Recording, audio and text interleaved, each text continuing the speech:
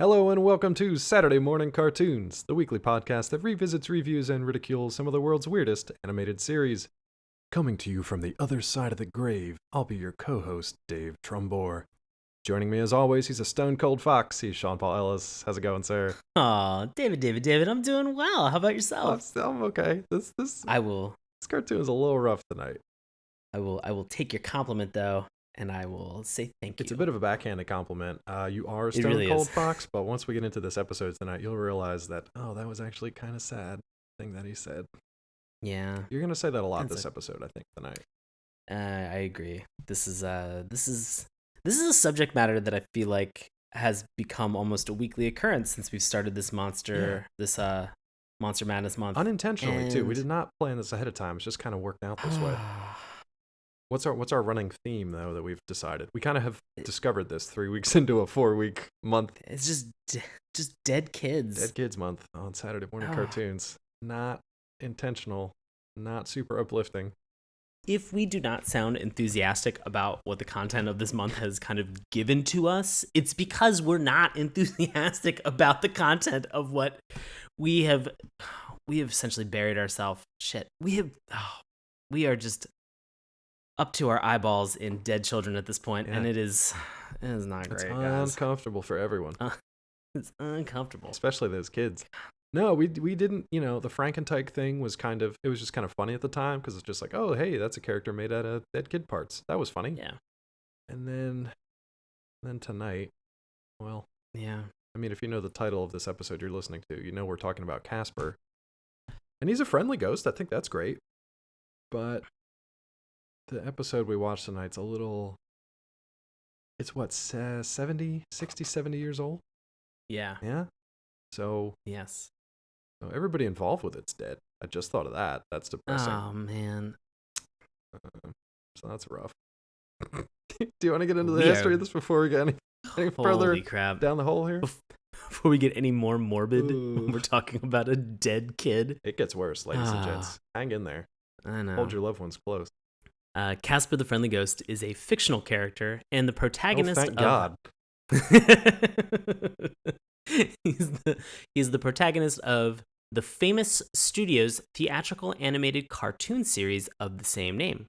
As his name indicates, he is a ghost, yet he is quite personable. I love that description, by the way. I needed to include that. It's so cheery. It's so fantastic for such morbid content. Yeah, he is quite personable.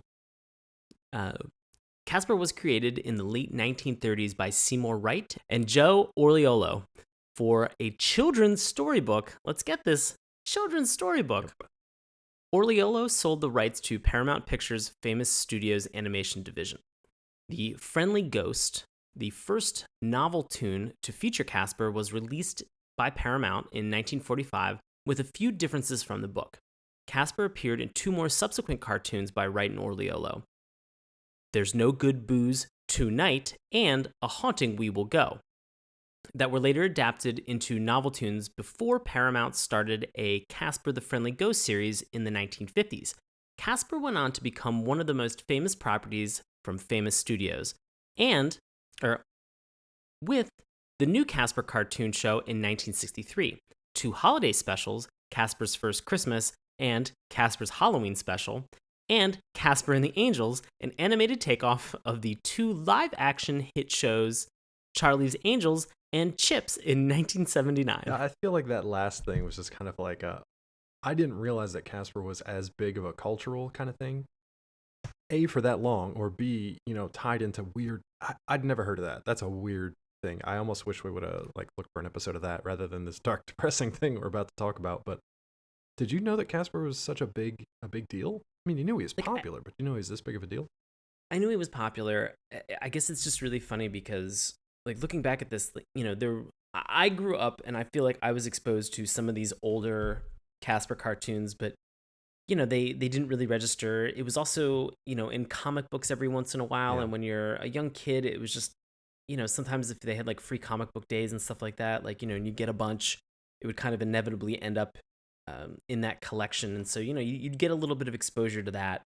But then really for me, Casper was something that came about with the CGI movies that happened in the 90s with Christina Ricci. Right, the live action stuff. Yeah. which really didn't do anything to make Casper less creepy whatsoever. In fact, in some cases, it made it worse if you go back and watch the movie now. Yeah. Because it's a woman, it's a young woman who is in love with a dead boy. I don't know how much more of star-crossed lovers you can get in that instance. Like there's nothing that's going to, like, she's either going to die or he's, that's it. That's pretty much it. I do love how bonkers that movie gets, though, because at some point, spoiler alert for a 24-year-old movie, her dad is Bill Pullman in that movie too. Right. So he actually, I don't remember what happened to the mom. I think the mom died. So there's like this crazy specter of death hanging over the whole thing, because it's not just Casper, it's also the three brothers, like Boo Brothers or whatever they're called.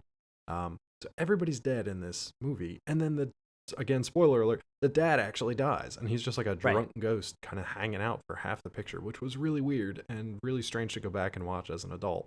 Don't worry, everything kind of works out fine in the end. You learn that Casper is actually a hottie by the name of Devon Sawa back in the day, so that's fun, I guess, for Devon Sawa. But that was one of the first times that, like, they were like, yeah, Casper's actually a ghost of a dead kid. But like, is that canon with the rest of these like early Wright and Orliolo cartoons? Like, is this dead kid canon? So actually, let's get into that, because in the synopsis here, because we're not going to spend too much time on synopsis because it's just Casper the Friendly Ghost. But here's a little bit of a background on, what his kind of ghost origins are. So, given that Casper is depicted as a ghostly, portly little boy, there's a controversy among fans and critics of the series as to whether or not he is a dead child. This somewhat macabre premise was later abandoned in favor of the idea that ghosts were merely a type of supernatural being, similar to ghouls, goblins, etc. So basically, at some point, people started asking questions, and they were like, "Oh, that's a little hairy. Let's just say supernatural creature." In the 1960s and 70s, yeah, go ahead. Was there anything that happened in Orliolo or Wright's personal lives that they were just like, they lost a child or they lost like a brother when they were younger, that kind of inspired this? I didn't dig too much into them, but it's interesting that they both came up with the character in the 30s, but then when the war broke out, Wright actually went off to war, and he stayed behind, and he sold the rights out. I don't know if it was from under him or if it was just because Wright wasn't here at the time. I don't know how that worked out, but it's weird that the war kind of plays into tonight's episode, but also the creation of, not the creation, but the history and the timeline of the show as well. So we'll talk about some scenes particular tonight that I was just like, man, like, it's funny to watch today, but in like a wartime setting, like, this was not good. Yeah. Okay, so in the 60s and 70s, the stock answer provided by Harvey Comics in response to those wondering how Casper died, this is cute, was that he was a ghost simply because his parents were already ghosts when they were married. I love that so much. It's cute. It's real weird to think about, but it's also cute. He's a ghost kid because he had ghost parents. Obviously. Oh, yeah. That totally makes sense. Yeah. That's how dead birds and bees work. Yeah. Yeah. Oh. Learn something new every day. God, what a creepy, sad. Everything is creepy, sad about this. Like, you can't. It's great that Casper's a friendly ghost. I'll give him that much. But everything else is like just got a touch of the creepiness to it, because you're talking basically about a dead kid. Yeah, and we've talked about this kind of before, that it's so easy with all of these horror cartoons to immediately introduce some type of conflict. To have the sense of there being like a group of good guys and a group of bad guys, and like the bad guys are obviously like the mutant weirdo, scrape together parts of a dead child that's been put together and then is being taught by Rick Moranis. And so you see this in these cartoons. We saw this last week with Inhumanoids. Mm-hmm. It was very easy to make that distinction of something creepy and unusual that's not human, totally bad. Conflict introduced. In this instance, sort of in the same way that we have Gravedale High, there's not so much of a conflict that's introduced with this. There's really this sense of empathy. Yeah. We saw this with Frankentyke, and we're going to see it a little bit more tonight, where you're looking at this, I guess maybe it's the intention, or at least what I took away from it was the intent of the artists and the storytellers was not to create just another monster cartoon. It was a way to use monsters as potentially a way to draw empathy. Exactly. Or to make it relatable to somebody, The sympathetic based on monster sort of angle. Yeah. right, based on maybe like a moral or kind of an idea that they wanted to impart upon the audience. Sure. Like we had talked it just so about. happens to have a dead kid. Yeah. Unfortunately, we had talked about it last week in our question of the week. One of our listeners, Christian, I believe, said, Frankenstein's monster was his favorite monster because he didn't ask to be brought into the world. He was just cobbled together from dead adult parts and then brought into the world against his will, and then kind of like abandoned by his creator and had to kind of deal with that. And in some of the more mature aspects and adaptations for Frankenstein's story, that comes across. In the cartoons, they tease it and play with it because it's for kids, but he's definitely one of the more sympathetic monsters. I always felt the same way about King Kong. Same kind of thing. Yeah. You've got this creature, this animal of nature that's just like a wonder of nature, but then he's pulled out of his environment against his will. And then when he acts out, people are like, what's his problem? So, and then shoot him to death from the top of the Empire State Building. So for me as a kid watching that, I always sympathized more with the monsters, quote unquote monsters, than the humans. Because I felt like the humans were dickbags, and they were, with the exception of more classic monsters like the vampires, the mummies, and things like that. But look, vampires just want to cuddle. Is that what it is? Yeah, trying to create this new mythos about vampires. They're just looking to cuddle. They're just guys, looking for that body heat. That's it. They don't have their own body heat. You guys are so warm. They're cold-blooded at this point. Yeah. You're warm-blooded. Cuddle with a vampire. Just I don't see. Look, Halloween is coming up. Just give a vampire a hug. What do you have to lose? Cuddle with vampire. That's it. They get a bad rep. That's why they get so close to your neck. That's where all the warm blood is. Yeah, of course. Yeah. Ugh. And if you're guys, don't do that. Oh, don't do that. I'd say cuddle with a vampire. It's fine. Okay, I mean, just cuddle. Don't let them too close. Yeah, if you're gonna to your spoon a neckline. vampire, you got to be the big spoon. Just keep the dangerous parts in front of you. Yeah, maybe go back to like some 90s style fashion and get some like big chunky turtlenecks to wear, so that they're kind of impeded a little bit. And a snap bracelet just for fun. And style. Okay. I love that that's the style points that we have with this. A chunky turtleneck and a snap bracelet. Should we get into this week's cartoon? Yeah, I mean, the good thing about this one is it's relatively short, and it's not a bad cartoon. It sounds like we're saying that, like, oh, God, this was terrible to watch. It's not a bad cartoon. It's just rough. It's just rough. The theme, the content of it, the timing of it, it's rough from beginning to end. Honestly, the more you think about it, the more kind of depressing it gets. But normally we start off with a discussion of a theme song. There's not a theme song per se, but there is intro music. So how did that kind of set the stage for you? I thought it did a great job in terms of, and we mentioned this last week with Mickey Mouse and the gang. They had sort of this orchestral opening to kind of bring you into that. I sort of loved that. That was sort of a nice way to set the tone and set the mood for everything that was going to happen.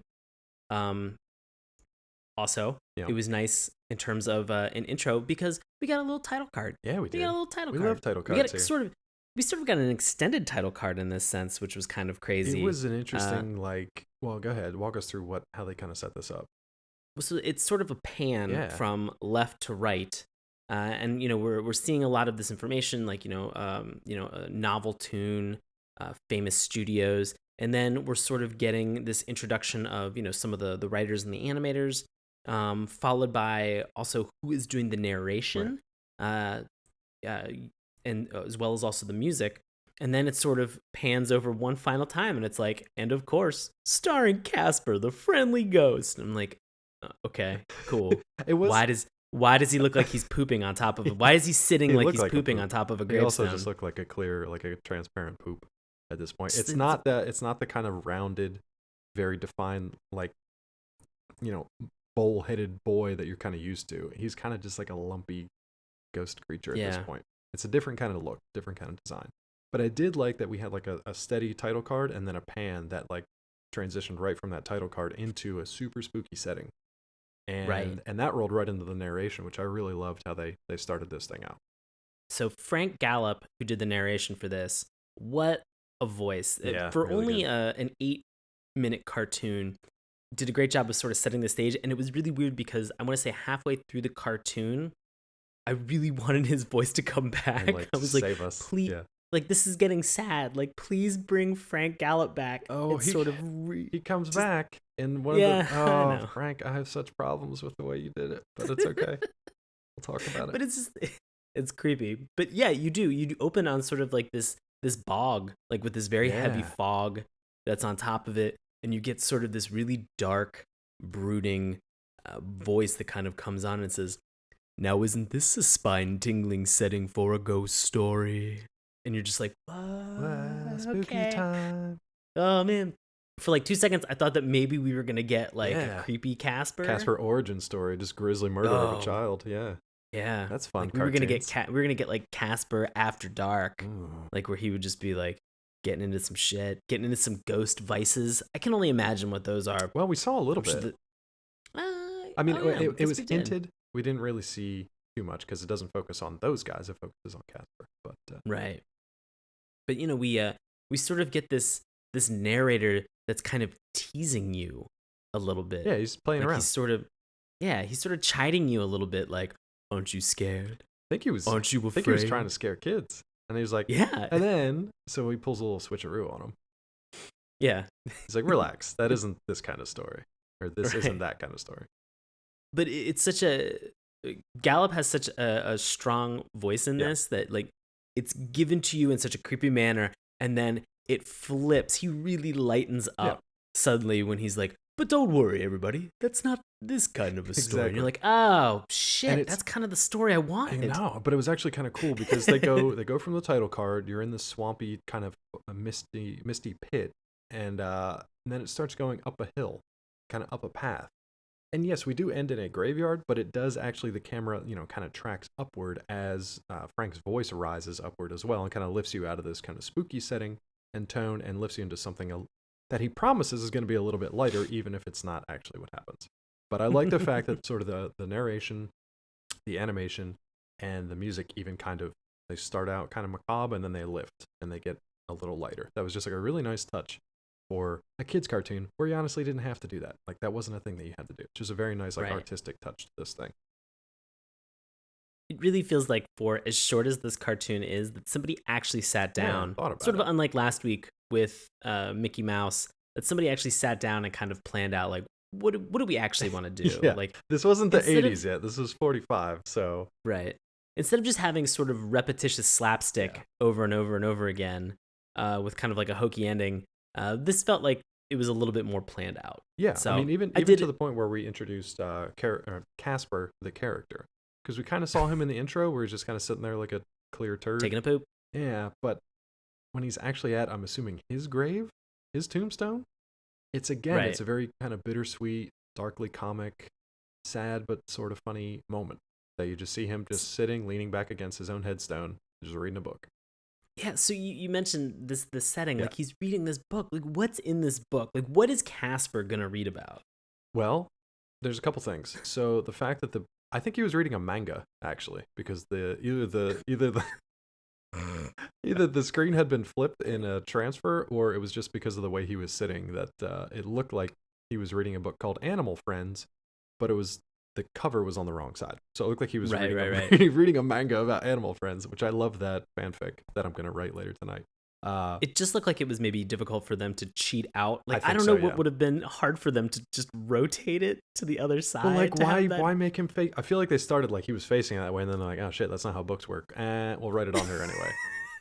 So it's Animal Friends, but it's written on the back of this book. So he's just reading about animals and Yeah. how they're like just friends with each other apparently. And there's like full color illustrations of just like tiny cute animals in the forest being friends with each other.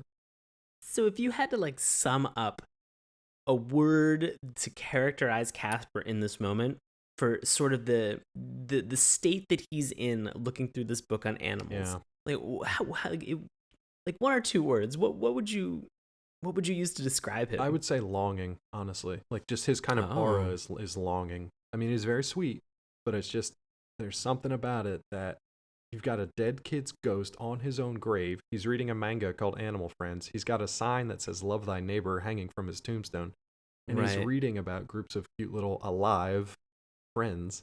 And it's just Yeah. everything in that moment. It's just like, oh, like you can't help but feel bad for this critter, and it only gets worse. But it Yeah. already sets up the fact that like this is sad, and it's just gonna get sadder. Right. Fun. Yeah. I kind of got like this weird, maybe bashful jubilation from him, Okay. where, like, I think it plays into some of the longing, because like he's looking at this picture of like what looks almost like Bambi. It's like a doe, Yeah. and then he puts his hand over his mouth, like it almost is like to do like a tee, but It's so to maybe blush. So Yeah, it was so adorable. Maybe it was a manga, and he's like a little kawaii ghost. Oh my god! Maybe he was killed by cuteness. Have you ever thought of that? He was Is so overwhelmed with cute animals that he just burst and died. that he? Oh no! That's how it happened. Too cute for 1945. I feel like I want to know and ask the question, like, what's a hardcore way that Casper could have died? Maybe we'll save that for the end. Yeah. I do like his little setup though. He's got. Have you ever seen this before? A tombstone with like a candle holder in the top of it. I've never seen that before. Like it makes me I was wonder. A little bit freaked out. Is that a thing? Like it makes me wonder. I've been to several cemeteries. Same. and I've never seen that before in my life. But I didn't like react to it like, well, that's really weird. Like I just kind of looked at it and I was like, huh. And there's something in my brain that was like, that might be a thing, but I'm not sure if that's a thing. I don't think it is, because I thought there was something for like lights, like you would go and light a candle, or you would go and light like a little oil lamp, or like there's some religious or cultural thing, but I could be making everything up. I have no idea. No, I think what's weird about this is that the candle is hanging out perpendicular to the gravestone, and so that's not really going to serve any purpose for anybody, because all that's going to happen is the wax is going to drip down into the grass or the ground below, but if you're a ghost, or a headstone. Who gives a shit? Yeah, because he's using it as a lighting source to be able to read his book, his manga. His manga. Like I think that's really what is going on here. He's just like, I'm a ghost. I'm a little bit chilly, and I'm trying to get my read on before it was a full moon, so he probably should have had plenty of light out there. But dude, I also let me take this time to admit, please. I don't understand how ghosts work. I don't think anybody really does. I'm confused. Mm-hmm. I'm confused at the unknown in this regard. Mm-hmm. I haven't been able to figure it out, especially when it relates to Casper, because I mean, I don't know. Have you ever seen a ghost? Have you ever thought like, oh God, I've seen a ghost? No, I keep looking, unfortunately. Really? Yeah. Most of the time, they're not just like amorphous globs that look like sheets, from what I've been told. Like people who have said that they have seen spirits are usually like humans in some sort of period appropriate costume. So they're in a Civil War costume if they, or it goes from the Civil War, or it's, somebody from the 70s if they died in the 70s. So they're always clothed, which I find bizarre. Right. So I don't know. I mean, I saw a ghost when I was in college, and it was not clothed, but it also wasn't like 100% visible, and it was something where I lived in a duplex, and it had a shared basement with a ghost. No, it just, of course, and the laundry room was in the basement, and so you'd walk out the house and down into kind of what looked like an English basement to do your laundry, and it was there was like one of those like pull string lights that was down there, and there was a door that was at the far end that was always locked. Like it never opened up. I don't like where this is going. And this is our landlord pasta on Saturday morning cartoon. Yeah, right. Our landlord, who's oddly enough, his name was Timothy McVeigh. He had said like, "Hey, I have a whole bunch of storage and I have some things down there." Don't mind the dead kid parts. Just shove them to the side. He's like, "Please feel free to just use the the laundry that's down there, but everything else, he's just like, please, like I have it as like storage for some of the other properties that I take care of." So, the first thing that we tried to do was obviously open that door, and it didn't work. So I was like, "Fuck it." So one night I was down there doing my laundry, and I guess I was switching out like my something into the dryer or whatever, but I was standing there, and just that door, like I kid you not, like I'm getting chills just thinking about it. That door just slowly opened. Nope. It opened all the way. Nope. And I how like sometimes when you feel something that just is so like you're just like, something's wrong, something's going on, like something's happening right now. I'm really freaked out. And like, I began like, my breath slowed down to like nothing. And I managed to just like look over to the like my right, which is where the door was. And like, I just kind of saw like a shadow, and I just said, like squeaked out the words, "Hello?" And the door just slammed shut. And I was like, "Oh, Nope. oh no!" Like immediately bolted out upstairs into the kitchen And never where did one of my laundry roommates. again. I have been laundry free I've just been buying new since clothes every week from Amazon. since 2004. I haven't done a load of laundry. Well, that's why I love that we have the cameras on here, because those doors are closed, and if they open, shit's about to go down.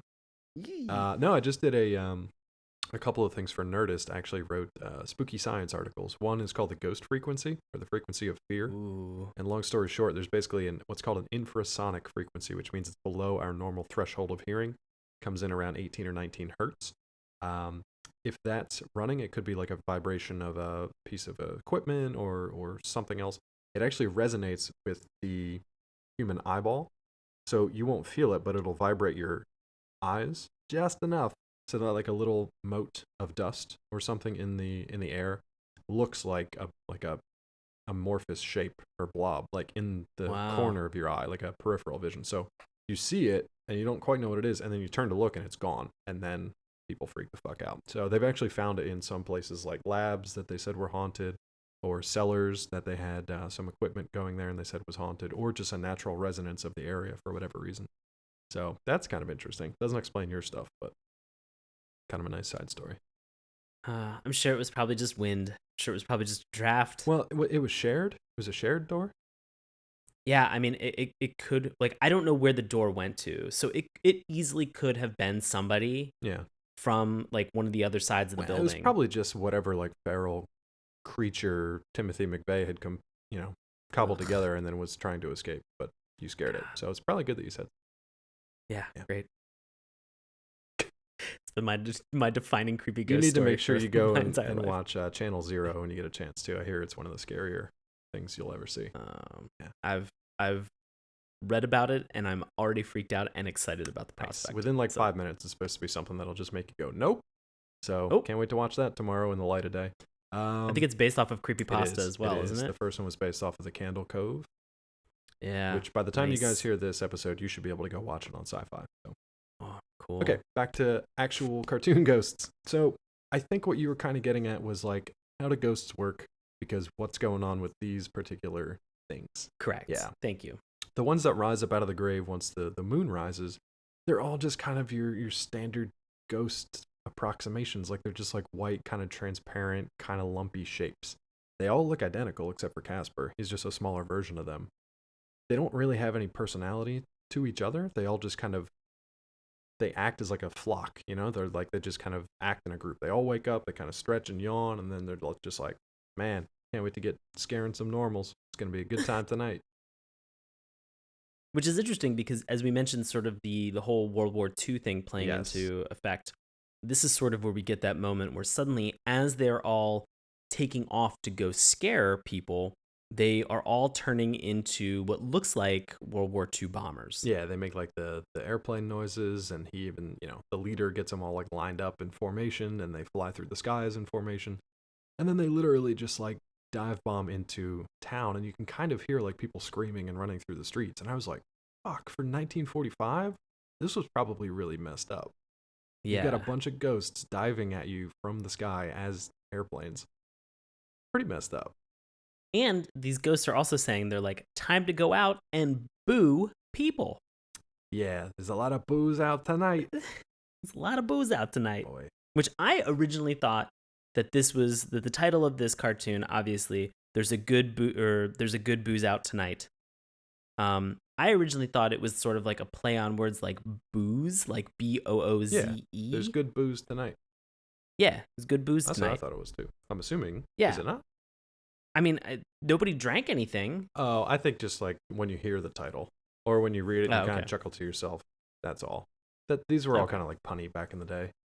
But then the fact they're just like, haha, here's a real chuckle for you. We're going to blitzkrieg these. Yeah, it's just pretty bad. It's We're pretty gonna bad. blitzkrieg this town, and then we're gonna turn over the entire episode of this dead child. Well, I do like the handoff though, because as these guys are flying away, there's like one guy who's not a plane. He's riding on a broom like a witch. Well, he's riding a bicycle like the witch from Wizard of Oz. Right. And he's like, "Come on, Casper, come and scare these people." And Casper's just like, "No, I don't want anything to do with it."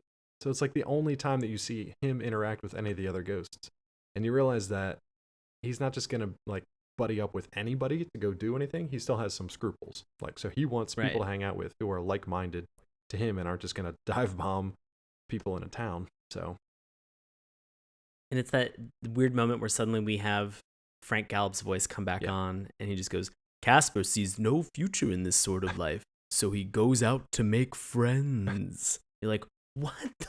Why? Like I mean, I guess maybe he used to pal around with them in Blitzkrieg places, but now he just doesn't want to. He's tired of it. He just wants to go make animal friends.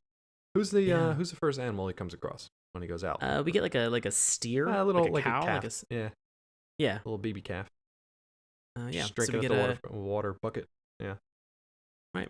Next up, we get a skunk. Oh, but hold on. I mean, it's such a sweet scene between Casper and the little calf, because every time Casper approaches, he like, shyly kind of walks up and he's just like, "Hi, I'm Casper."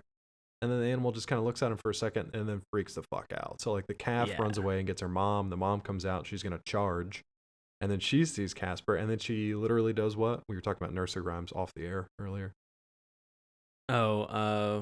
She literally runs away and jumps over the moon. Oh, that's so right. that was like the one kind of moment in this cartoon where it was just like, all right, like a very silly moment that served to lighten some of the other things that are going to happen, because there's a lot of dark in this, but there was some kind of lighter, very, very silly moment. So that's the first one. Second one, like you said, it's the skunk. And when you see a skunk, you know it's going to happen. Right. Yeah. Of course. So this is we talked about this last week a little bit with sort of the Mickey Mouse cartoon, sort of the impersonation or mirroring somebody. Right. And so we have this skunk that's kind of like frolicking across this grass area. And so Casper sort of impersonates the skunk, and just in terms of its physicality, and just sort of like walks behind it in a very similar fashion to bring up the exact point that you made earlier, Dave, which is the very timid, almost like childlike. Will you be my friend? Yeah. And the skunk is just like, the fuck? And immediately, obviously, the skunk just bathes them in some stink cloud. and runs away. I will say that for these two, for the calf and its mom, and then the skunk, the music that's kind of behind this again is like, it's not creepy, like it's playful, like it's continually very playful for such dark content. They just do that like stinger when they have the animals react to Casper in that kind of like wide-eyed shock moment. They just have a quick stinger and then they kind of run away. But then it goes back to being playful again. I love this one because Casper is like scrubbing himself clean in that bucket of water, and then he of course runs himself through that hand-powered wringer. Yeah, to like dry your clothes out. He wrings himself out, which again, very cute. Okay, so now we get to the best friendship ever since Fox and Hound. Rule of 3 dictates that we have to have a third friend that comes into this. So Casper's pretty bummed out about this. So he's sitting on a log. Yeah. He is crying. Ghost tears. He just. Do ghosts cry real tears though? I mean, maybe not real tears. It's probably just like a piece of themselves that just gets reabsorbed into themselves. That's even creepier to think about. Yeah. Oof. Imagine just like crying skin tears. Like if you would just like a piece of your skin would just fall out of your face and right back into it. Just reabsorb into your cheek. Yeah, like Clayface tears. Oh God. That's how ghosts work. Oh, that is horribly disgusting to even think about. It's pretty gross, but it's actually not too far from the truth because like we just have saline. But anyway, moving on. Fair enough. So we get this red fox who comes out of this log, and he's like a little puppy. He's acting like a little puppy. He's super cute. That's it. Like it was really weird too because like there were moments where I was like, I don't understand why they didn't just use a puppy, because it becomes glaringly apparent why they didn't shortly. But we have this moment where this red fox is very much acting like a small puppy dog, energetic, friendly. I don't know, and I'm always I feel like is always kind of out on this like regarding like animals and like them sensing empathy like within people. Like you have dogs and like when you're upset it seems like a dog always just kind of like comes to you and kind of wants to comfort you. Like if you have one in your house, like they sort of tell mood, or they're able to kind of like understand that within humans. And so we get this really sweet moment where this red fox is just like kind of cuddling up to Casper. Yeah. And Casper doesn't really know what to make of it at first. Suddenly he's just like, oh my God, like, you want to be friends? And like within 3 seconds, they're just like, best friend. You're my best friend. You're my best friend. Like we are BFFs, and you are going to get, because you're my best friend, you're going to get an extra special name. Which is it extra special? What name did you hear? I heard Ferdy. Okay. Like Ferdinand, but Ferdy. Okay. You heard Ferdy? Ferdy. I heard Ferdy the second and third time I rewinded it. I heard Flirty. Ooh, Flirty. And then like which I was like, okay, that makes it does. It's whatever. Weird, but okay, 1945. Kind of weird. Sure. Yeah, take it. But then like the fourth and fifth time I rewinded it, I was just like, no, he said Ferdy, like I don't even know what fox fur. I don't know. Like if you like are fox fur. Fox fur. Yeah. Fox fur. So either way, we got Ferdy. And these guys are cute. Like they're playing fetch, they're playing tug of war, they're playing hide and seek, they're playing some games. They're having a good time. Right. Well, let's get into this hide and go seek that they end up playing. Kids never play hide and seek in the forest with a dead kid. Yeah. Always a bad time. Always a bad time. So in this moment where Casper is counting down for this hide and go seek, and the fox, our little buddy Ferdy, is off running around, this is the moment where suddenly we're introduced to another set of people. We're introduced to, which kind of looks a little bit demonic as it's coming over this hill. Yeah. You get these 2 hound dogs and a hunter on a horse with a shotgun. And so they come over, and suddenly the 2 hounds, they sniff out and they see the fox, and the hunter begins to just unload this shotgun towards Ferdy. Yeah, and Casper's still counting down at this point, like hiding by a tree, counting down. Right. Peeking, but countdown. Ferdy is suddenly now like really, really scared, and he is running all over the place. Casper really doesn't know what's going on in this moment. And so, he hasn't like really done anything yet. He's finished counting. Yeah. He was dedicated to the game, really, and I can respect that. And so all of a sudden Casper hears like some gunshots, and he's like, oh crap, I don't know what's going on. Rushes over. Well, meanwhile, Ferdy's been like running back and forth across the creek and like hiding under bushes and running around trees and all over the place. So this little thing's petrified, but trying to get away. Right. And there was a moment I just want to mention earlier when they were playing like fetch and hide and seek. There was a moment, and this is tough. There was a moment where Ferdy was going to get like the stick, and he was kind of like half under a bush. So he was kind of like wiggling under a bush, and Casper comes across him and he sees his feet just sticking out of a bush. Well, the first time we saw him, he kind of turns around and he's got this stick and he's all happy and they're going to play. Right. And then we cut to later in the hide and seek. Oof.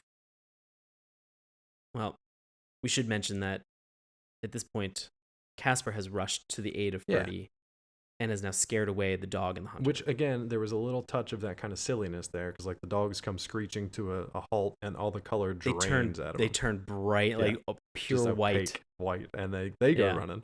The horse comes to a dead halt, so the rider goes sailing over his head, but kind of just hangs in midair.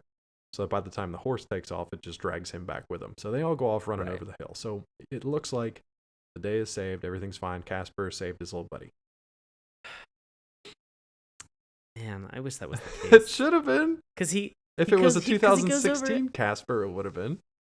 Yeah, because he goes over to this bush, and again, like you set up, Dave, he sees his feet, and he's just like, "Oh, Ferdy thinks he's totally fine." No, Ferdy's dead. Super dead.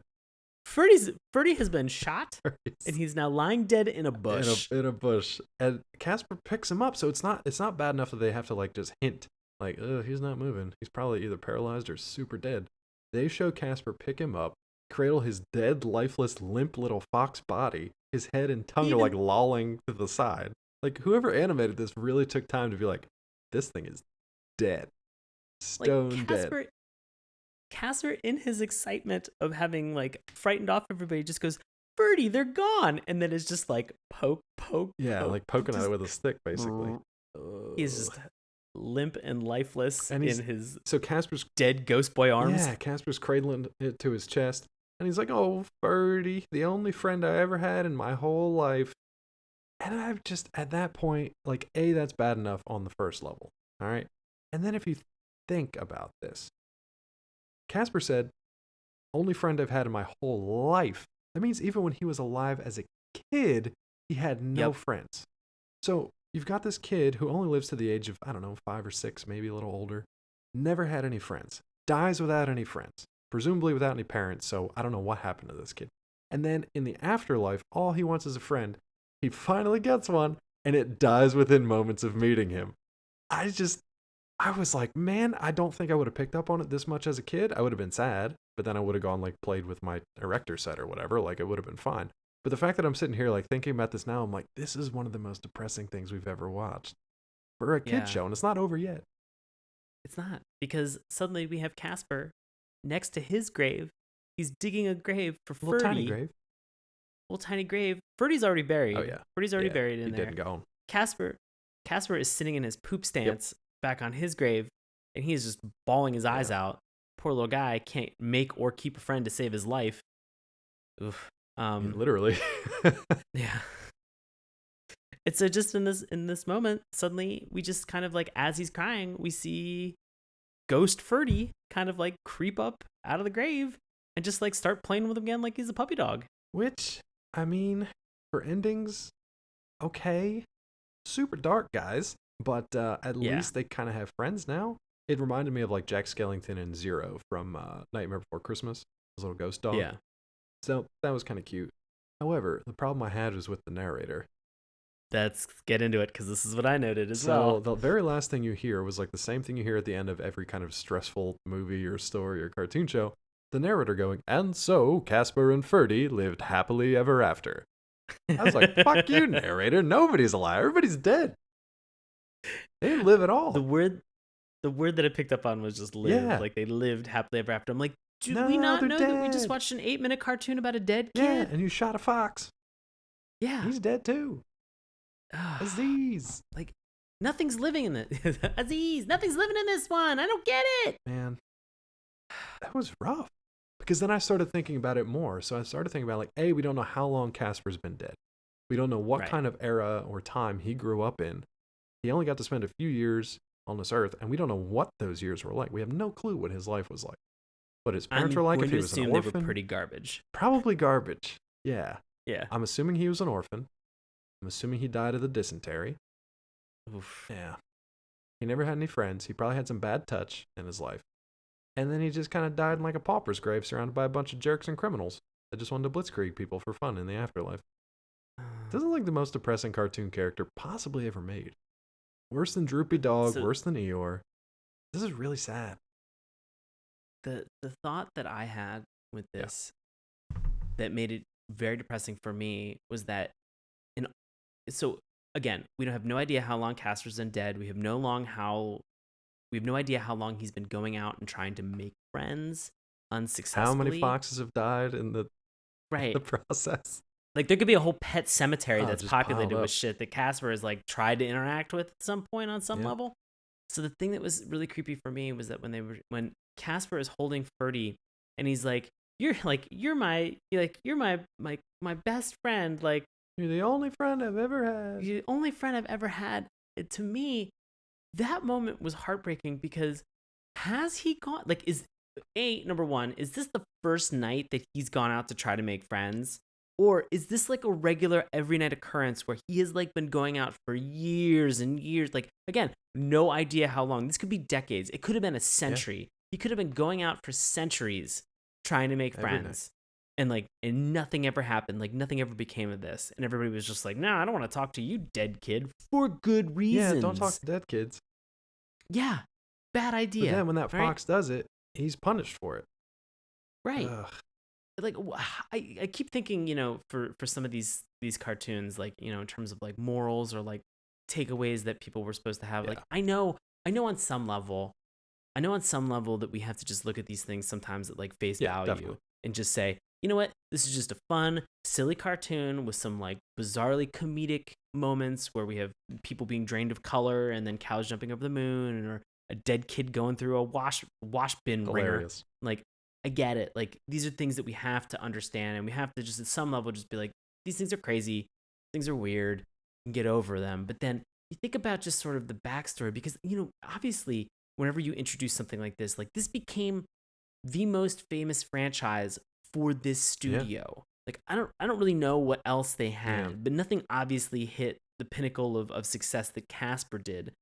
And I remember Casper. I mean, I don't really again, as we mentioned, I don't think I really ever like sought out or watched like a ton of Casper cartoons when I was younger, but I knew about Right. him. Like, he was even in my little like 80s kid brain. He was a part of the zeitgeist of things that were available to me. This is a recognizable name. And for people to suddenly begin to ask questions like, so really, what's up with this dead kid? It feels like it almost comes at like the price of just like, guys, this is too late. Like, if you hadn't thought about this In previously, 1945. Yeah. in 1945 when you created this, or even the 1930s, like, when this was like something that you guys were cooking up and putting into like a storybook for kids, like, you wouldn't have any like, if I ever come up with any story that I put out into the world, that involves anything that's dead in some way, shape, or form, I better fucking have a justification for why that thing is goddamn That's right. dead. You didn't have to back in 1930s, 1945. Nobody gave a shit about that. Simpler time back Simpler then. time, hardy stock. We could just overlook anything. That's right. Greatest Generation, blah blah blah. Greatest Generation doesn't need stories to be Stories. complete. A ghost. He's a kid ghost. Yeah, kid ghost. Now he's What got don't you like about a fox ghost friend. What's your problem? You keep asking questions. You're about to become a kid ghost. I feel like that was probably a threat. Like, you want to get made into another Casper? I got another Casper for you. Yikes! I love that there was a not controversy. There was a theory out there that Casper was the ghost of Richie Rich. Going for a walk because they look like identical. I'd be okay with that one. That's much funnier. Yeah, much funnier. That rich bastard. They had it coming to him. Anything else from this show? We should have just watched the Halloween special. It was from like the 80s, I think. It was when he was like rounded and just getting picked on by his brothers, and wasn't actually dealing with death. He was just doing fun stuff. I mean, I watched the first couple minutes of the Halloween special, and it has, oddly enough, it has a song. It starts with a song about getting candy from people's houses. And much to these kids' much to the excitement of these kids, they are extremely overindulgent. And there's like one fat kid that's in their posse that's sort of going around. And at one point, like, as all of these candies and all of these treats are kind of swirling around them, they kind of then refocus in on the fat kid's gut. It like one shot, and I was like, well, way to fat shame that alive kid. Now let's go fat shame this dead kid. Like, but maybe they were trying to say like, hey, kids out there, hey, don't eat a lot of this Halloween candy. You're gonna be a fat kid, and if you are a fat kid for too long, then you're gonna be a dead kid. Yeah, maybe. Well, to be honest with you, the song was a little bit confusing because of the fact that I don't know where these kids were doing their trick or treating, but they were talking about the fact that like they get cakes. Like, at one point, it showed like somebody with like what looked like a giant edible arrangement, and I was like, "Where the fuck are they getting?" Every kid all in this 1945, every kid who was not a ghost got his own custom Halloween smorgasbord. Fact. It was very weird to suddenly have like, it was like a fruit basket, and then it was like a cake, and at one point they were just like, we get malted milkshakes. I'm like, who the fuck is making this shit for you? Dude, the funniest thing is that now, like, I loved Halloween growing up. I loved being a kid and going around and doing all the trick or treating, but I also loved as like, like young adult and stuff, actually putting candy out and then talking to people as they came by. As I've gotten older, and I'm still like, single creepy white male that just like lives by himself in an apartment. So when I put candy out for kids, most parents aren't like, let's go to this guy first. They're like, fuck this place. We're going to go where we know it's safe. And they've got like these apps. Right. You've got maps. You've got Facebook pages. You've got websites dedicated to where the best haul is, but also like concentrated areas so they know that it's like a safe neighborhood. Right. And I mean, it's great, but at the same time, it kind of takes away from that community spirit, that community essence. You know what I mean? There's a ton of kids in this area, but none of them trick or treat here. They all caravan up to some richer area. It's crazy. So Dave, you know the area that I live in. There are a bunch of families with all small young children that dress up for Halloween. And the first year that I lived in this area, I went out and I bought a bunch of candy. I bought a ton of candy. I dressed up. I put a thing on the door. Leave your porch light on. Yeah, left my porch light on. There was, I think, probably like a community email that went around, and I was just like, yeah, I'll have candy. I had 2 kids show up. It's like I had 2 kids show up, and they were just like, trick or treat. And I was like, hey, you guys look great. Like, how's it going? Like, you guys having fun tonight? And they're like, yeah, can we get some candy? Yeah. I'm like, all right, cool. I just basically, at that point of the evening, I just handed them like That's handfuls of stuff. I had one set of parents come up and they had 2 kids, and that was it. It was the end of the night, and I was just like, you guys take literally as much as you want. And they were just like, the kids were so good that they had been told, like, you only take 1, maybe 2 pieces. So each of these little kids took 1 or 2 pieces from this giant fucking jack-o'-lantern stuffed full of candy that I was now gonna have to eat. That's the worst part, is once these kids don't eat it, you gotta eat all this shit. And now I have diabetes. It's amazing. Is the moral of that story.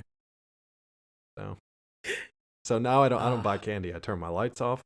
I sit out on the porch with a shotgun, and nobody bothers me. Fine. Old man Dave. Right. Got some candy for that ass. Ooh, that sounded weird. It did sound weird. It sounded very sexual. Well, guess what? Don't come by my house on Halloween. Lesson learned. Yeah, otherwise Dave's gonna get that candy ass. What? What are you doing, Dave? Moving on. So anything else from this episode, Casper the Friendly Ghost? Nah, let's put a nail in this coffin. Apparently that's what they forgot to do. It keeps leaking out. Look, we talked about a lot of pretty rough stuff here. I did pick a user review that's a little has a little lighter side to it. You want to read this one, or do you want me to read this? Please give me to read this. Okay. So this one is called "The Friendly Ghost is interesting for the introduction of one unique cartoon character named Casper." A little overkill there, but that's okay. This is from TAVM from Baton Rouge, Louisiana. Of course. Caution, this review may contain spoilers. I love that. Just rewatch this public domain Famous Studios cartoon on YouTube. This is the one that introduced a little ghost named Casper to movie audiences in the last year of World War II. Its message of tolerance to anyone different, whether physically or otherwise, seemed quite relevant to anyone wanting to understand other nationalities and cultures. I'm sure that's exactly what they were concerned with during World War II. Yeah. Well, actually, this was probably just a cute story meant to amuse and maybe scare children a little for a brief 6 minutes before the main feature, but like that tale of Rudolph the Red-Nosed Reindeer, does address in some way how ignorant prejudice is. Anyway, while the syrup seemed to be laid a little thick concerning Casper's sadness, and seeing him trying to kill himself by laying on the tracks might not be something you'd want your child to witness, this is still just a harmless tale of how useful one is despite shortcomings you think you have. So this is from another of the 1945 episodes, the other one that we had mentioned, in addition to tonight's tale, where apparently Casper goes out, tries to find some more friends, and then gets so depressed that he tries to re-kill himself by laying in front of a train. Is this a haunting we will go? So, yeah. Okay. So that's what this is from. Oh, boy. So they definitely eased up a little bit with the doom and gloom in the later years and made him into a much kind of funnier and more fun cartoon character than, a herald of death and inescapable fate and depression. So, oh, man. I mean, yeah, I'm not even going to make the joke and say Casper's my spirit animal because that's just too dark. Is he your Patronus? Oh, I wish he was my Patronus. That scared the shit out of most people, except tiny foxes. Yeah, he'd come out of your wand and just be like... just crying over everybody. Crying ghost tears. Oh, boy. All right. Well, do you recommend this one, or if not, does it get the dip? Don't do it to Casper. Don't do it. No. Either put him out of his misery or leave him alone. No, I think if the point is to find something that is culturally significant, I have to recommend Casper. Yeah. I definitely would not give him the dip. That's good. But I will say that just in terms of the content and the nature of the story and what's available, I would say, you really kind of, since these are shorter cartoons, I would sort of, if you can, watch a couple of them or a couple of the original ones all at the same time to really kind of get a full understanding of sort of the sadness and depravity that is Casper the Friendly Ghost. Otherwise, I think just taken in like a single hit, it seems it seems just so depressing. I mean, it really is. I I recommend checking out mean, it's Casper. a dead. He's a fun You character. do, Can be a fun character. Maybe right? not this particular cartoon if you're interested in the more like the fun, lighthearted side of Casper, where he's just like a ghost character and he's palling around, he's getting picked on, but he's having a good Hey time. guys, I'm happy to be dead. Yeah. All right. Well, I Casper, mean, I'd rather tone it look, down. I'd rather watch a character that's happy to be dead than a character who's like just really miserable being dead because there's I just know. nowhere to go from there. He can't kill himself, and he also can't make any friends because they die. But that's what Casper is. He's miserable that he's dead, and so everything around this just feels sad. Right, but in later iterations of this, like once they get out of this doom and gloom, once they get out of World War II era and they get into like the 60s and then definitely in the 80s, he lightens up and he's just like, he's fine with it because he's just like, I'm just the way that I am and whatever. So they still have fun It's like with a weird. yeah, they still have fun with the mechanic of like him being like, hi, I'm Casper, and then he just scares the shit out of people. But he's just friendly. He's not depressed. He's friendly, and he does have friends at that point. Okay. I'd stick with that. I'm not gonna give this thing the dip because it's culturally whatever, but but it was a rough watch, man, especially because we analyze stuff and overanalyze it. Gets a little rough. But at least Casper's hanging out with that dead fox friend somewhere. If you want to be our dead fox friend, you can find us over at SaturdayMorningCartoons.com. But in the meantime, Sean, buddy, what do you have going on for the next couple of weeks? Oh man, I've mentioned this a couple times, but I perform with Washington Improv Theater. We have a show that is going on right now called POTUS Among Us. It is a satire of the 2016 election cycle, not with the specific candidates that you know that are currently in the news, but these are candidates that care about you and specifically your minutia and bullshit that you want to have addressed in the election cycle. So you can check out more information at witdc.org. As always, in November 9th to the 12th, I'm working with the District Improv Festival. You can find out tickets and also check out the workshops that we have available, districtimprov.org. And you can find me on Twitter and Instagram at Sean Paul Ellis. Fantastic. You can find me on Twitter at DrClawMD. You can also find my handiwork on Collider.com, Nerdist.com, and DaveTrumbore.com. I did recently put up a spooky sci-fi story for you guys up there, so if you head on over to that site, you can check it out. If you're interested in finding out more about Saturday Morning Cartoons, you can do so at our aforementioned website, SaturdayMorningCartoons.com. Remember, that's a morning with a U. You can also find us on Twitter at MorningTunes. Check out Sean's handiwork on our Instagram page. Keep the conversation going over on Facebook. Keep those likes and subscriptions on YouTube. And then you can listen to our free audio podcast each and every week through iTunes, Stitcher, and Google Play. If you guys have a suggestion for a future episode or just want to drop us a line, you can send us an email at SaturdayMorningCartoons@gmail.com. We're going to wrap up Monster Madness Month next week with a very special Halloween special that may be familiar to many of you out there. It's not one of my favorites. I'm going to take some flack for that. Ooh, man. This is not one of my favorites. Never really liked it as a kid. Still not a big fan today, but I'm going to watch it because I love you guys. I'll be honest, I have not watched this in a very long time, and so I thought it's been maybe like, you were gonna say, it's been maybe like not 25 years. No, I've watched this, but it's been maybe 25 years, and so like I really don't know what to expect going into this. Yeah, this isn't anything I ever seek out. I like the comics. I like reading the comics, but I've never been a big fan of the cartoon. I'll be honest with you, I'm indifferent towards the comics. Yeah.